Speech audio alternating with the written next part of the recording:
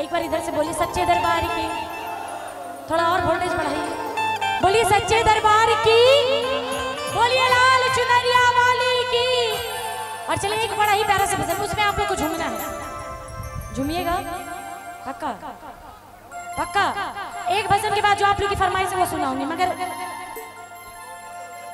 हाँ उधर ही होगा। और चलिए कहना है क्या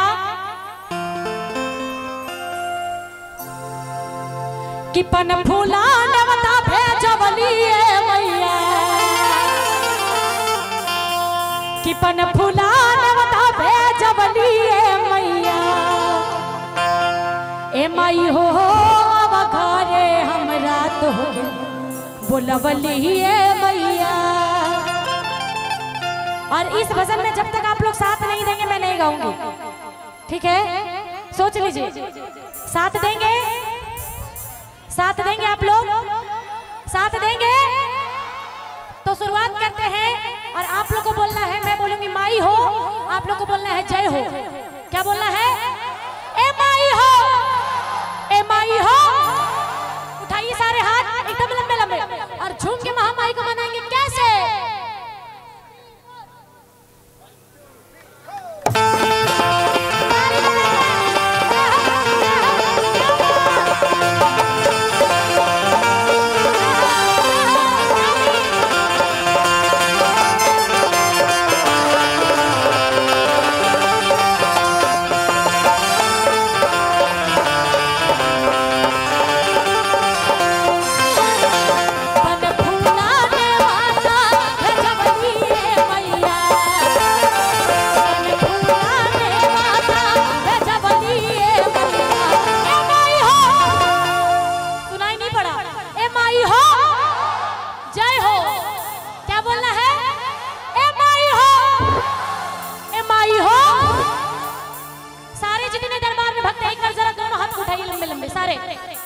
जिनके पास एक हाथ को उठाइए, और जिनके पास दो हाथ है जरा दोनों हाथ को उठाइए। और जिनका हाथ सबसे ऊपर वो सबसे ऊपर जाएंगे, मतलब तरक्की में। और जिनका हाथ सबसे नीचे वो पंडाल के पीछे उठाइए, जितने हैं सारे दरबार में। और कैसे? हे माई हो बखारे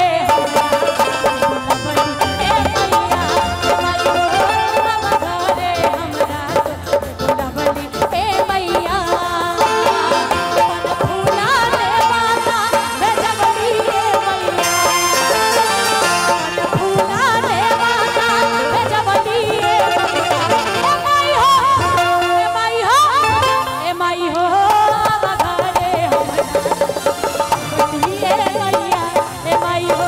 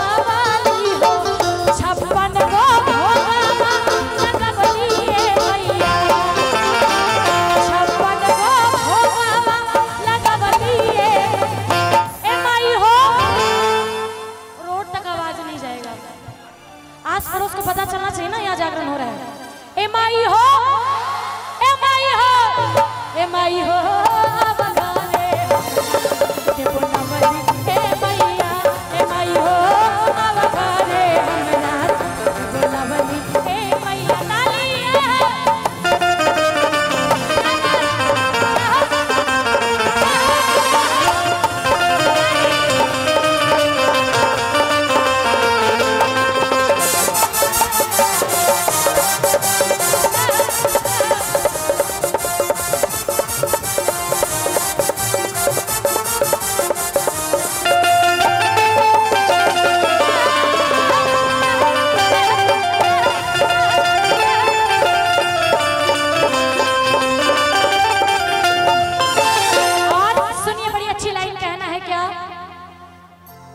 किसैया लाल की रे चुनरिया जयपुर शहर से लैयाना, कह रहा सर से किसैया लाल की रे चुनरिया खैरा शहर से लैयाना, हो खैरा शहर से लैयाना, हो खैरा शहर से लैयाना। और ऐसे नहीं, जब आपका गांव का नाम आ रहा है तो ऐसे ऐसे उठाइए जरा दोनों हाथ पूरे पूरे और सुनिए। कहते हैं क्या कि किसी को माल देती है तो किसी को लाल देती है, कि किसी को माल देती है तो किसी को लाल देती है। कोई कह नहीं सकता कि मेरी मैया किसी की बात टाल सकती है। तो बोलिए सच्चे दरबार की, तो दोनों हाथ उठा के। और कैसे कि सैया लाल की रे चुनरिया जयपुर शहर से लैयाना, कि सैया लाल की रे चुनरिया जयपुर शहर से लैयाना, जयपुर शहर से लैयाना, जयपुर शहर से लैयाना, जयपुर शहर से लैयाना, जयपुर शहर से लैयाना। इधर वाले जितने खड़े हैं कहल जाला कि टुकुर टुकुर ताकला से कुछ ना हो, कि टुकुर टुकुर ताकला से कुछ ना होई, और जब ले ताली ना बजेबू मैया खुश ना होई। उठाइए जरा हाथ। अच्छा सुनिए, जो मोबाइल निकाले हुए हैं कि मोबाइल वाला ठुमका लगाओ, अभी बर्दाश्त कीजिए। बोलिए सच्चे दरबार की।